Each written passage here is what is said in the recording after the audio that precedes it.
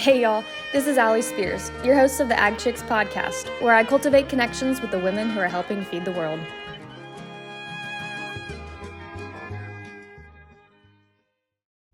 Jill is the founder of the Prairie Homestead, one of the foremost homesteading websites since 2010. She is dedicated to helping others learn how to grow their own food and live a more fulfilling old-fashioned life. Her practical and authentic style of teaching and storytelling has won the hearts of hundreds of thousands of homesteaders across social media and through the top-ranked Old Fashioned on Purpose podcast and the best-selling Prairie Homestead cookbook. Please help me in welcoming Jill to the podcast. Tell me a little bit about where you are located exactly. Yeah, so we are in southeast Wyoming out on the prairie where it is, I'm pretty sure, potentially one of the windiest places in the United States. So I don't know why they call Chicago the Windy City. I feel like that is unfair. We should totally have that term, but that's where I live. Okay, and I was in Colorado last week, and we were in feed yards, so that was very windy, but there was some individuals with us from Wyoming, and they were like, this is nothing, so Yep, totally. Yes. And so is that where you have always been located, or did you guys move there? So my husband's from this area. I actually am originally from North Idaho, and I came down here to go to a little community college, and that's where I met him. And then I just like Wyoming. I don't know, just something about the prairie speaks to me. So here we are, and I plan to stay here as long as I can. Yeah, for sure. That's like definitely Yellowstone vibes all the way, right? Just the wide open prairie. There's something like romantic about that for sure too. Yes, there is. I often like whenever I've gone to the ocean, which isn't super often, but I feel like familiarity with the ocean. And I think it's because of how grasslands, it just remind me of water moving, and there's something really calming about that. So yeah, there's just something about it. Yeah, and like just the wide openness of it, I think. Yes, I love the vastness. Well, very cool. So let's talk a little bit about I guess let's start from the beginning. So what was your upbringing like? Was it involved in agriculture or not at all? No, not really. Yeah, people assume I came from a big farm family or something. I didn't. I was just a typical kid in a suburban neighborhood growing up. The one thing that set me apart was I had this crazy longing for rural living. And I mean, from the age of like 3, I would just beg my parents that we could move to a farm or a ranch. And I really wanted horses. I was one of those weird horse girls. And so I was like, please, I just need land for a horse. And they were just not into it. Didn't want to take the plunge. And so when I finally turned 18, I was trying to figure out what I wanted to do with my life, and everyone was offering suggestions. And I'm like, all of those sound like torture. I'm not interested. And the only thing I could stomach doing was coming to a horse program, an equine program at a community college. And I majored in equine studies, and that kind of got my foot in the door in the horse world, and that turned into homesteading. And yeah, here we are today. Okay, yeah. And so obviously sounds like you had that kind of longing to be involved in just kind of the rural living, like you mentioned, and then have a connection to agriculture in a way as well. So what was there, like a dream job that you had, or you just kind of wanted to be connected to that Western way of life? I really wanted to be a horse trainer for a while. And then I apprenticed under some trainers who maybe were looking back. I'm like thinking maybe they quite weren't who I need to be working with, but I got pretty burned out, and I'm like, this doesn't feel like it's for me. And so I took a little sabbatical with that and ended up being a vet tech for a couple of years. And I got to do a lot of large animal and preg checking and bangs vaccinating and, working cattle. And I loved that. So that kind of also got me into the agricultural world and the ranch world, even though I wasn't, actively living on a ranch at that point.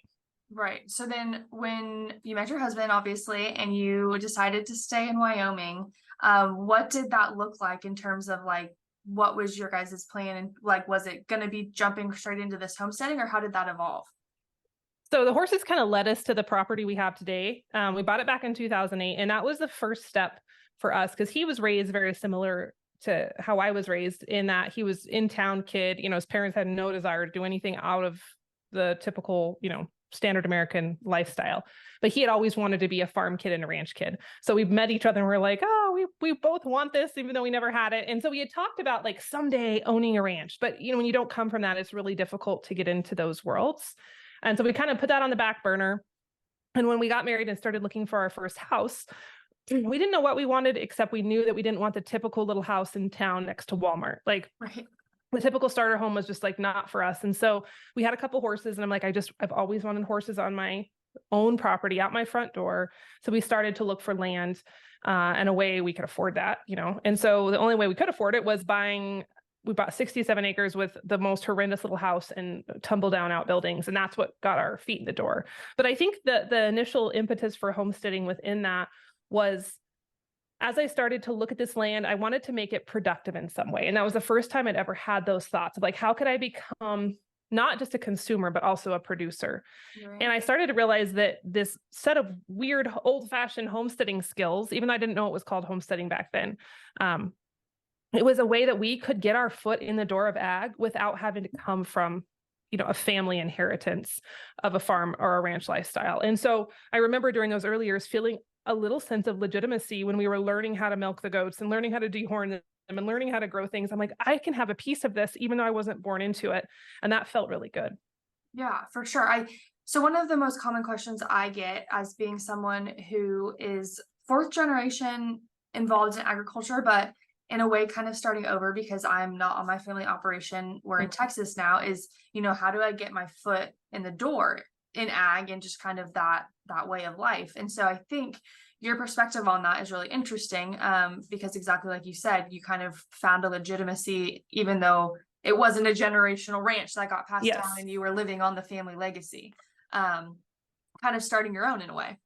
Definitely. Yeah, for sure. So like really starting from scratch, we didn't have anyone to pass down anything. And like my husband and I have often joked, like that just seems to be our lot in life. And I don't say that with a negative attitude at all. I'm fine with it. And I think it's so cool to see generational operations or how people are like, my grandpa did this and he rode this land and he owned, and I'm like, it's so cool. But like, for some reason in every single area of my life, I've always, God or the universe or however you want to describe it, has always said, okay, you're going to get to figure this out from scratch, and you're going to get to it to take full ownership of it, and you're going to be successful at it, and it's going to be awesome, but you get to start from scratch. And so I've just like learned in every part of my life, that's what we do. And it's kind of funny now because I just expect it, but it's been good because we've had to learn the hard way on a lot of things, but man, once you learn those lessons, they're in there.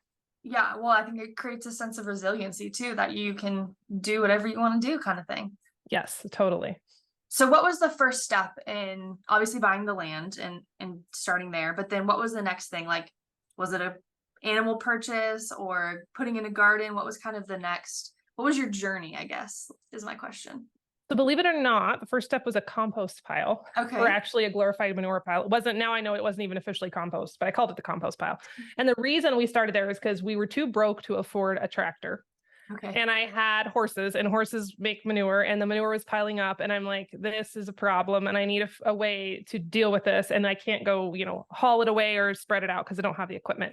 And so I was like, I could compost it and it will be amazing. And it all will, just even that idea, when I first thought of that, of turning something that was a waste product or, a trash product into something useful, like it sparked something in my brain. And I'm like, wow, this is exciting. I didn't know I could be so excited over horse manure. So we built little bins on our property, and I started trying to compost very poorly, but I tried. And then I realized I needed something to use the compost in. So we put in a garden, and it was so weird. This is a 100-year-old homestead that didn't have a garden spot that I could find. So we had to start that from scratch. And there was a lot of trash, as a lot of old farmsteads, that's how it goes. We would till up the spot and dig all the trash out of the dirt and till it again and then dig more trash. So the garden, and then I impulse bought chickens one Friday night off Craigslist. And this was before, it's just chickens are the gateway drug. Chickens are the gateway drug. And back then it's like, I just want people to know, like, now chickens are cool and trendy and like, it's the thing. It was not the thing back then. Like, people didn't have, that was not cool. And people were like concerned. Like, people were looking at me like, you are not well. Like, there is something wrong with you. You're like 24 and why are you buying chickens and doing these weird things? So it was rather funny. But again, it kind of taught me to be okay being the loner and just doing my own thing and kind of saying to heck with the rest. Right. Okay. Yeah. Wow. What a journey. And who would have thought that a compost pile could launch a whole new lifestyle, right? Yeah, absolutely. Yeah. The craziest things sometimes. That's all it takes. And so when you guys got married, was obviously you kind of shared that this was this life that you wanted, but did you think this was the route that it was going to take, or what was kind of what did you envision, I guess, as being your future on this land? Yeah, I definitely had no idea that it would turn into what it has today. It's mind blowing. I could never have predicted it. I think at that point we were both working outside the home. My husband was an electrician and I was a vet tech. And so we would leave the property every day and drive to our jobs, and we would just work on homestead stuff on the weekends. And that to me felt good enough at that point. I'm like, we'll just be, because I still had a lot of beliefs that I had to live like a normal person, like a standard American person. And I couldn't really push outside a lot of that. So I was still trying to be the good girl and follow the rules with just a little bit of weirdness thrown in. And then as I think one of the big shifts happened when I got pregnant with our first child, and I realized driving 30 minutes to a vet job for pretty low wages wasn't going to work with having a baby. I couldn't justify daycare. I didn't really want to do daycare. So I started to stay at home and I started to pour myself more into the homestead. And that's when I started my blog. And long story short, the blog grew and became a business. And I had no idea that could happen either. So that was crazy. And then once, I make it sound really short, there was a lot of learning and a lot of, the middle that we don't talk about. We just go beginning, end, look at me, I'm successful, but that's not how it went. There was a lot of stuff in the middle. But when the blog became actually profitable, we were invited to step outside of the norm once again and a question like, how are we making a living? What if we could make a living in a different way? What if we don't have to work for someone else? And so that invited us to kind of shake up that aspect of our life. My husband came home 2015 and we started to build our businesses, and then he had more time to work on homestead stuff then as well. So it was kind of a progression of, we started off with just normal people with a little bit of homesteading, and then gradually got, I guess, weirder as the time went on, more unconventional. I say weird in a fond way. I like weird people. So I just like to do things differently. Yeah. Yeah, I think sometimes there's beauty in doing things differently. And yes, sometimes the most successful people have to look at things differently. So you mentioned the beginning and the end, and I think a lot of times you're right. We talk about this idea and then how it all worked out in the end. But what was the middle like? Like what led you, or what were like maybe some things that happened where did you ever question like, am I doing the right thing, or is this the journey that we should be on? Yeah, that's a great question. I think the middle, first off, was just a lot of many days, hundreds of days, thousands of days of just doing the same thing over and over, not in a monotonous rut-like way, but more of just like committing to the work and just putting in the reps to figure things out. And there's really nothing that can replace that in any area of life. You just got to put in the time. There were definitely lots of ups and downs.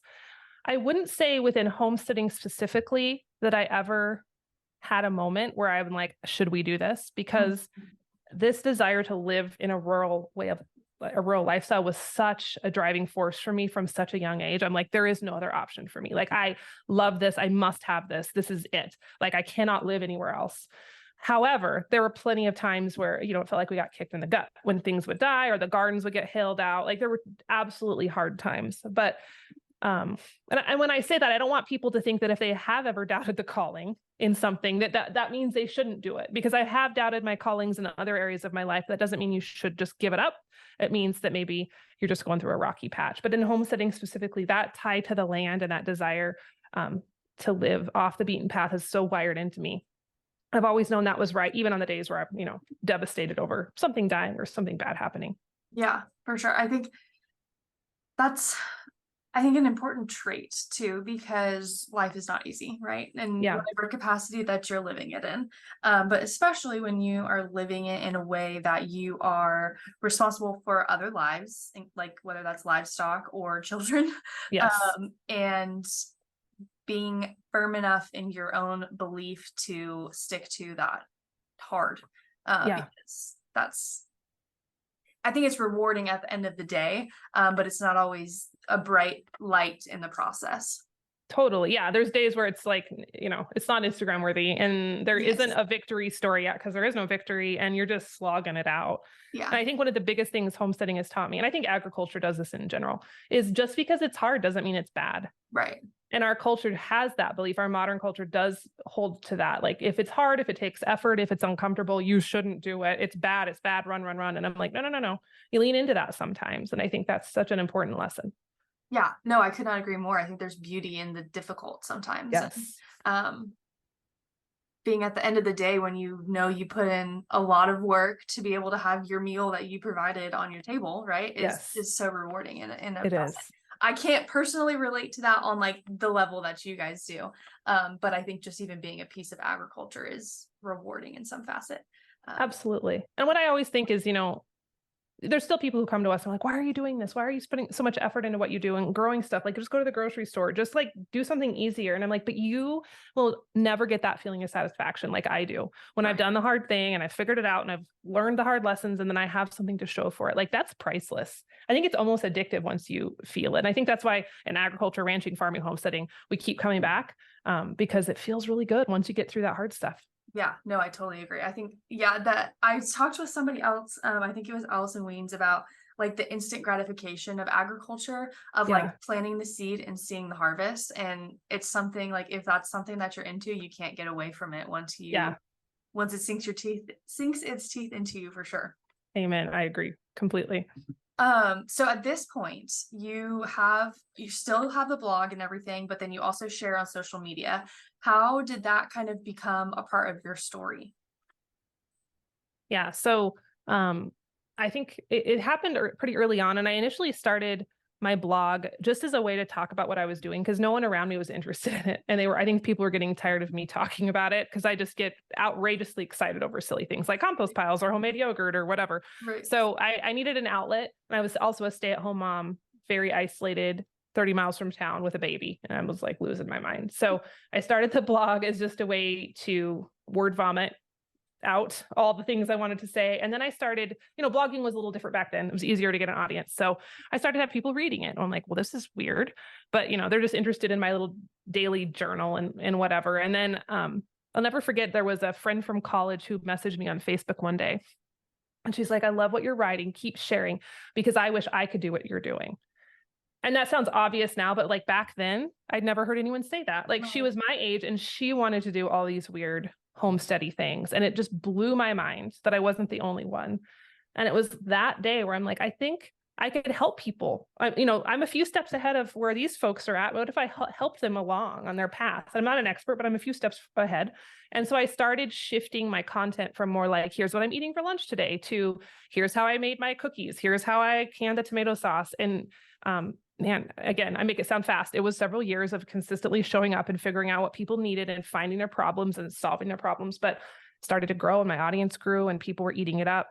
And that blog turned into YouTube and podcasts and social media. And it's just still kind of an extension of what I started back, I guess, 2010. I've been doing it for 13 years now. Wow. Of just helping people, whatever problems they're experiencing in this old-fashioned lifestyle, helping them find solutions. And it's worked really well. And it's been quite the path to get to experience and have that become my full-time career now.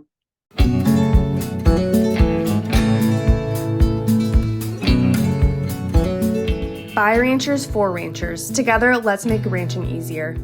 Previously known as Cattle Vac Box, Strayhorn has rebranded to better match their ability to push the envelope in creating innovative animal management products to serve the ranching community. Strayhorn is rooted in tradition and ranching legacy, but they believe in the opportunity of looking at things with a new perspective to drive the industry forward. Check out all of the things that Strayhorn has to offer you and your herd.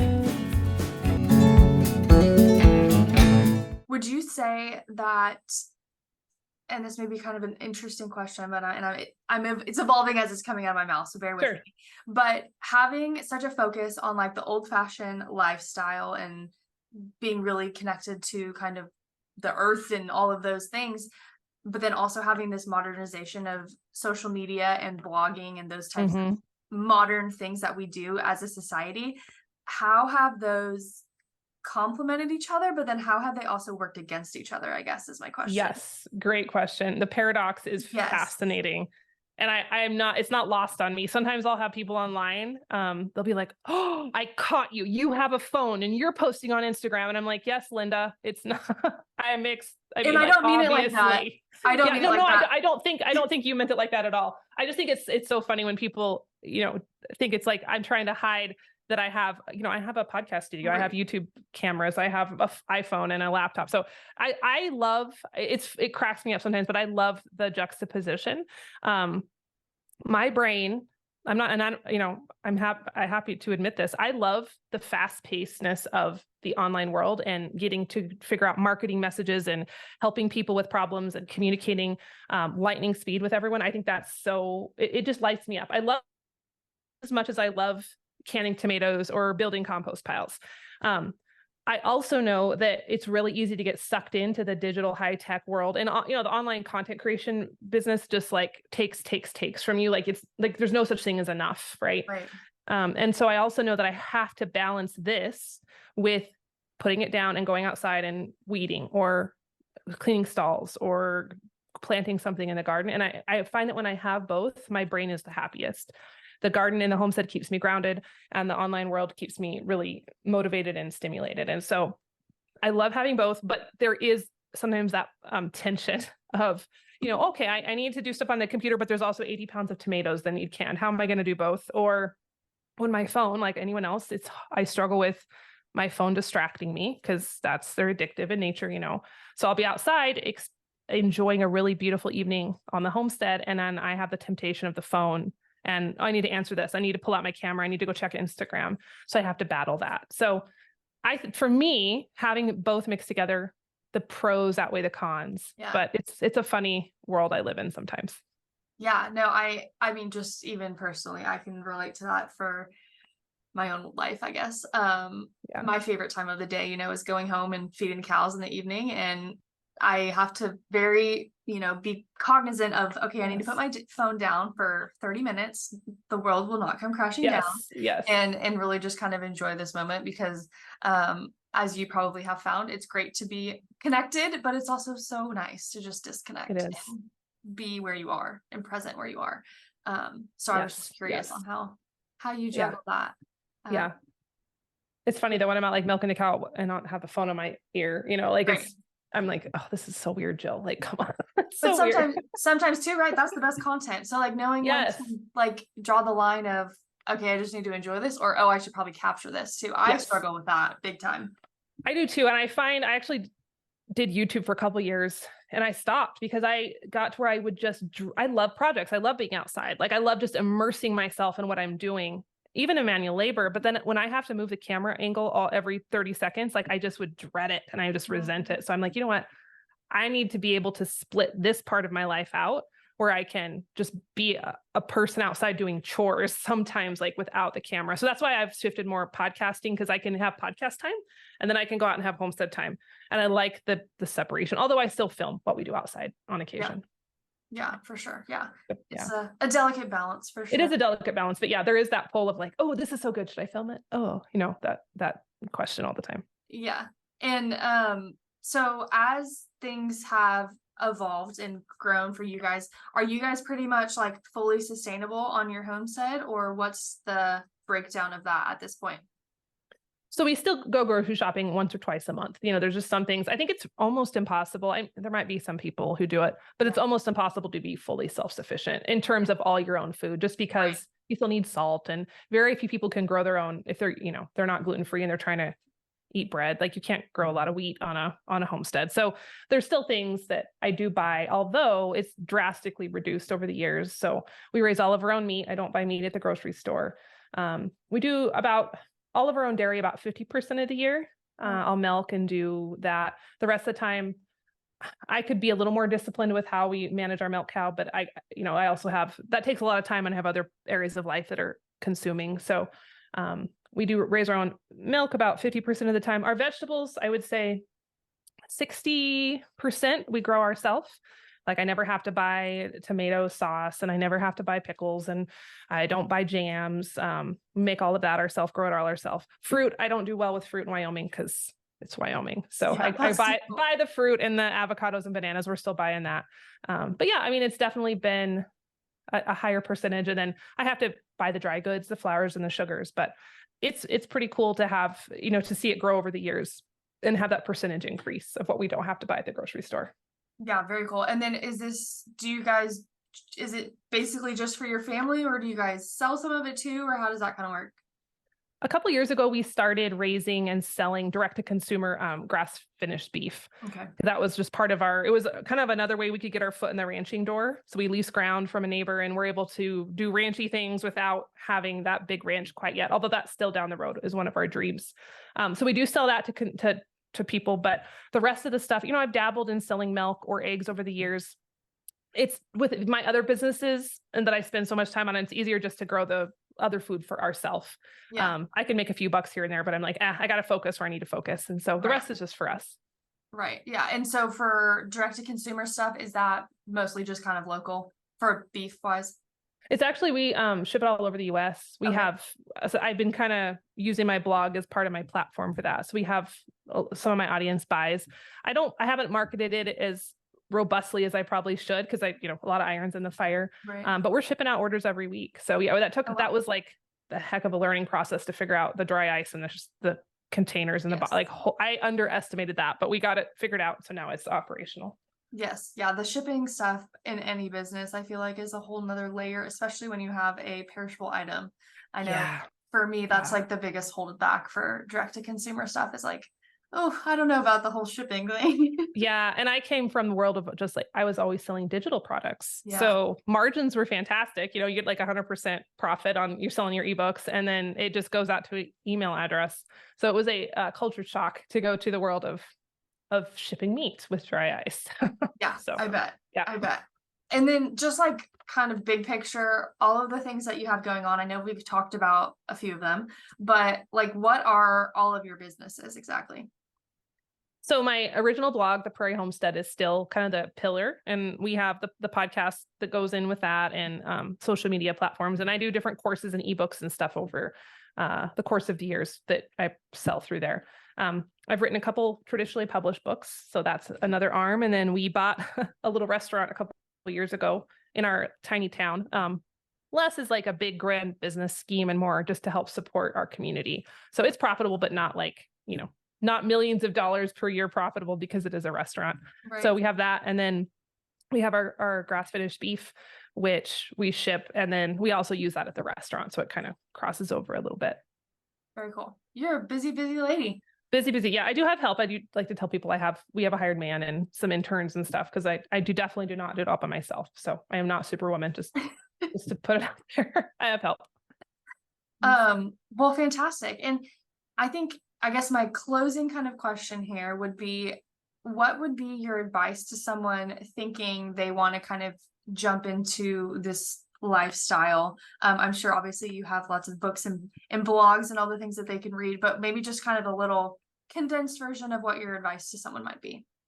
Yeah, I think the best advice I can give is just to take action. I see that a lot of people, there's so much information now available for people who want to homestead compared to when I started, which is great. It can also be a blessing and a curse, because you can just read and watch YouTubes and listen to podcasts just to infinity and never take the action. So at some point you got to turn off the YouTube channel, put the books down, and go do the thing. So I would say take action as quickly as you can, even if it's imperfect, even if it's small. That's going to get you further than any magical book or YouTube channel. And then the other piece, I'd say, if people are wanting more of that homestead vibe, maybe they can't go a whole hog right now, or they can't move to land or property, or they can't build it all, is start with the food, because you're eating anyway. You probably have a kitchen. Odds are most people have kitchens, and you can do a lot with just becoming more aware of the ingredients in your food and how you're preparing it, learning how to cook from scratch. You can get a lot of homestead stuff done and get all of that feeling of accomplishment just with the kitchen you have now. So that's a great place to start. Yeah, fantastic advice. I love that. I think as our world becomes even crazier, I think people are trying to find this connection back to where our roots are. So I appreciate you taking time to chat with me today and kind of sharing a little bit more about your story. But if someone is wanting to reach out or get in touch with you, what is the best way for them to do that? Yeah, so my blog has all my contact info and kind of the hub of everything I'm doing. So theprairiehomestead.com. And if they're on social media, I'm most active on Instagram, and my handle is Jill.Winger. So they could send me a DM over there. Okay, perfect. Well, thank you so much, Jill. I appreciate, again, you taking some time to chat with me. And I hope that listeners enjoyed kind of a very different take on things. I know I learned a lot, and I appreciate you being on the show. Yeah, thank you so much for having me. This was a blast. Thanks so much for tuning into this episode of Ag Chicks. Don't forget to follow along on social media at Ag Chicks for more agricultural related content, and also be sure to check out your favorite podcast gear from www.agchicks.net. We'll see you next time.